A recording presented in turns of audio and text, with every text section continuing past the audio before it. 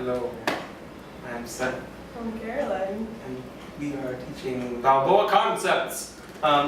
We didn't talk about moves per se today. We talked about more larger issues, right? So musicality, to be exact. We talked about the difference between micro and macro musicality. Macro musicality being more about things like phrasing, working with larger movements, building a story, doing things like starting here, and instead of going from that to crazy big things, building it up, right? So like all good things, you build it up so that when it gets big, it's very much better, right? Building up before you get to the big stuff.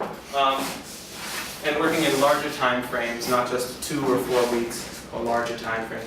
And so as macro musicality, so we worked a lot on that, dancing a lot, talking about the different ways we can process that musicality, things like energy, level, rotation, linear movement, the ways we can change the movement of the dance, consistency, yeah, and then, so then we did a bunch of that, and then we talked about micro musicality, how we actually are hitting the floor with the music, maybe in a smaller time span, maybe 2 or 4 beats, to emphasize that, very much emphasize that little section of music. We did a lot of lollies. So the leads just did vanilla lollies, while the follows tried to be micro musical, while hitting stuff or accentuating stuff in the music.